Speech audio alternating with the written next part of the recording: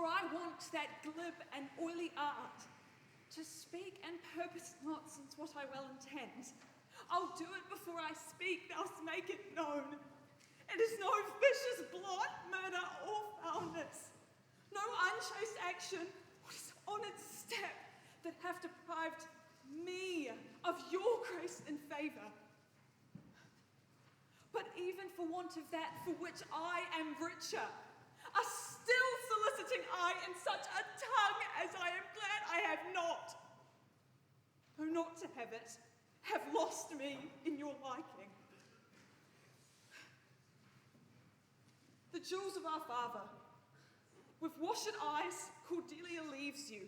I know you, what you are, and like a sister most loath to call your faults as they are named. Use well our father, to your professed bosoms I commit him. Yet, alas, stood I within his grace, I would prefer him to a better place. So farewell to you both. Time shall unfold what plaited cunning hides, that cover fault at last shame them derides. Well, may you prosper! Dost thou know the difference, my boy, between a bitter fool and a sweet fool? No, lad. Teach me. The Lord that counselled thee to give away thy land, come place him here, by me.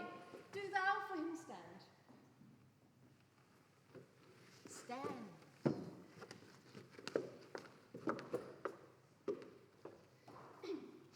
The sweet and bitter fool shall presently appear, the one in motley, here, the other found out there. Dost thou call me fool, boy? All thy other titles thou hast given away, that thou wast born with. How now, daughter? The hedge sparrow put the cuckoo so long, it's had its head bit off by its young. Then out went the candle, and we were left darkling. Are you our daughter? I would you would make use of your good wisdom, whereof I know you are fraught, and put away these dispositions which of late transport you from what you rightly are, Liz Shadow. I would learn that for, by the marks of sovereignty, knowledge, and reason, I should be false persuaded I had daughters. Which they shall make an obedient father. Your name, fair gentlewoman? This admiration, sir, is much of the savor of other your new pranks. I do beseech you to understand my purposes aright, as you are old and reverend, should be wise. Here do you keep 100 knights and squires, men so disordered, so debauched and bold, that this our court, infected with their manners, shows like a riotous inn. Epicurism and lust makes it more like a tavern or a brothel than a graced palace. The shame itself doth speak for instant remedy. Be then desired by her that else will take the thing she begs. A little to disquantity your train, and the remainders that shall still depend to be such men as may besort your age, which know themselves and you. Does any here know me? This is not Lear! Does Lear walk thus? Speak thus? Where are his eyes? Either his notion weakens, his discerning's in lethargy. Ha! Waking, 'tis not so! Who is it that can tell me who I am? Darkness and devils! Detested kite! Oh, most small fault! How ugly didst thou and Cordelia show! Oh, Lear, Lear, Lear! Peace at this gate that let thy folly in! My lord, I am guiltless as I am ignorant. Of what hath moved you? It may be so, my lord. Hear nature here, dear goddess here, suspend thy purpose. If thou didst intend to make this creature fruitful, into her womb convey sterility, and from her derogate body never spring a babe to honor her. If she must teem, create her child of spleen, that it may live and be thwart disnatured torment to her. Let it stamp wrinkles in her brow of youth, with cadent tears fret channels in her cheeks. Turn all her mother's pains and benefits to laughter and contempt, that she may feel how sharper than a serpent's tooth it is to have a thankless child. Away, away! Our gods that we adore, whereof comes this? Do not afflict yourself to know more of it. but let his disposition have that scope as dotage gives it.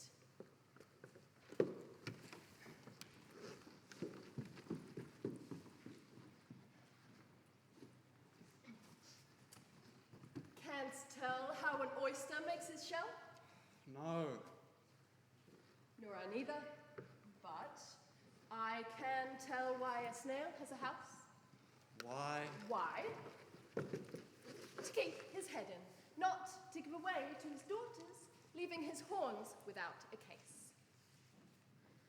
I will forget my nature, so kind a father. Hail to your grace, beloved. Beloved Regan!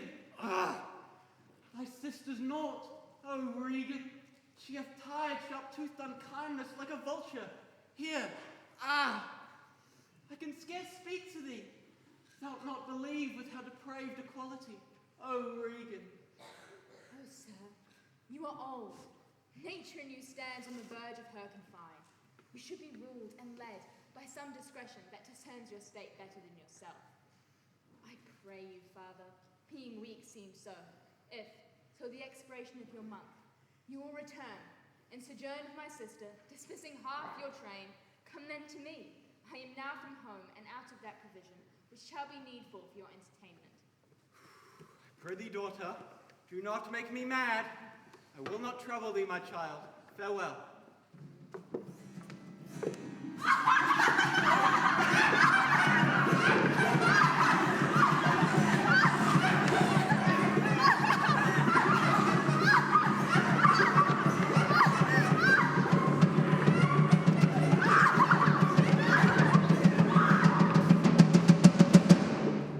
Who's there? Besides about Wither? One-minded like Wither, most unquietly, I know you. Where's the king? contending with the fitful element, bids the wind blow the earth to the sea, or swell the curled water above the main, that things might change or cease, tears in his white hair, which the impetuous blast with eyeless rage catch in their fury and make nothing of, strives in his little world of man to outscorn the to and fro conflicting wind and rain. This night, wherein the club-drawn bear would couch, the lion and the belly-pinched wolf keep their furs dry. Unbonneted he runs, and bids what will take all. But who is with him? None but the fool who labors to outjust his heart-struck injuries. Sir, I do know you. And dare, upon the warrant of my note, commit a dare thing to you. There is division, although as yet the face of it be covered with mutual cunning, twixt Albany and Cornwall, either in snuffs and packings of the Duke, or the hard reign which both of them have borne against the old kind king. Now to you, if on your credit you dare build so far, to make your speed to Dover, if you shall see Cordelia, spare not but you shall. Show her this ring, and she will tell you who your fellow is, that yet you do not know. Fie on this door! I will go seek the king.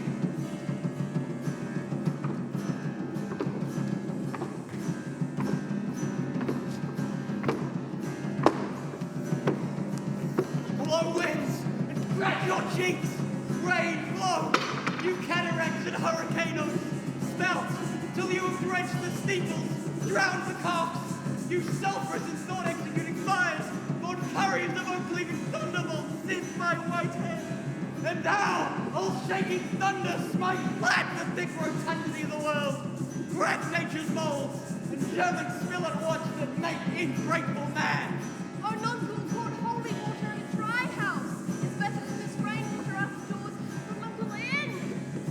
And ask my daughter's blessing. Here's a night. Pity's neither a wise man nor a fool. Crumble thy bellyful, spit fire spout rain, nor rain, wind, thunder, fire on my daughters! I tax not you, you elements, with unkindness.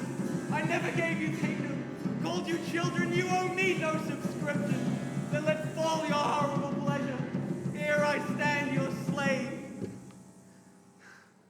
A poor, infirm, weak, and despised old man, but yet I call you servile ministers, that have with two pernicious daughters joined your high-engendered battles against a head so old and white as this.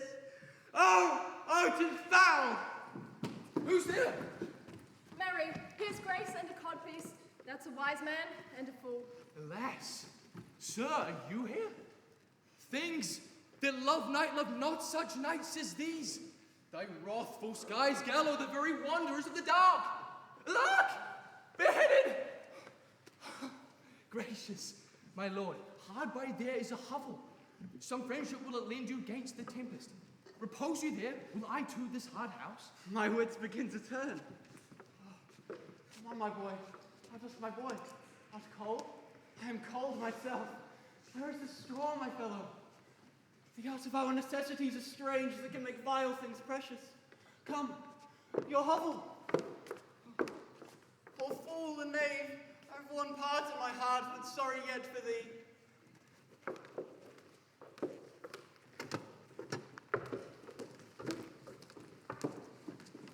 I shall have my revenge ere I depart his house. How, my lord, I may be censured. That nature thus gives way to loyalty, something fears me to think of. I now perceive it was not altogether your brother's evil disposition made him seek his death, but a provoking merit set to work by a reprovable badness in himself. How malicious is my fortune that I must repent to be dust! Go and seek out thy father, that he may be ready for our apprehension. If I find him comforting the king, it will stuff his suspicion more fully. I will persevere through my course of loyalty, though the conflict be sore between that and my blood. I will lay trust upon thee, and thou shalt find a dearer father in my love.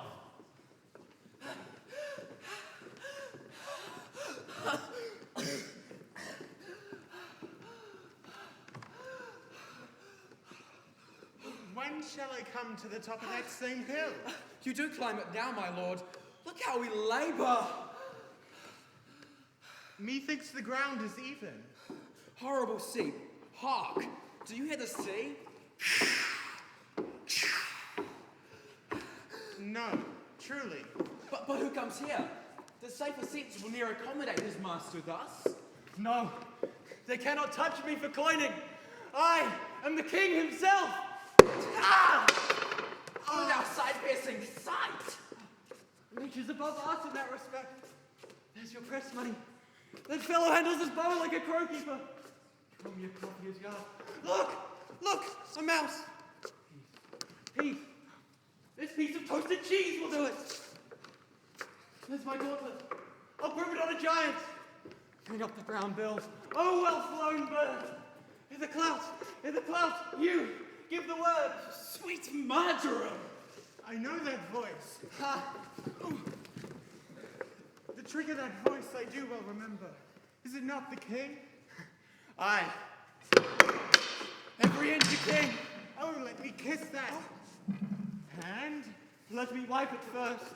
It smells of mortality. Oh, ruined piece of nature. This world shall so wear out to naught. Dost thou know me? I know thine eyes well enough. Ah! Dost thou squinny at me? I see it feelingly. What? Art mad? A man may see how this world goes with no eyes. Look with thine ears. Aye, sir. Oh, get thee glass eyes. And like a scurvy politician, seem to see the things thou dost not. Now, pull off my boots. Harder so. And impudency mixed, reason and madness! If thou shalt weep my fortunes, take my eyes. I know thee well enough. Thy name is Gloucester. Thou must be patient. We came crying hither. Thou knowest the first time that we smell the air, we wail and cry. I will preach to thee. Mark, alack the day. When we are born, we cry that we are come to this great stage of fools. This a good block. It were a delicate stratagem to shoe a troop of horse with felt. I'll put it in proof. And when I have stolen upon these son-in-laws, then kill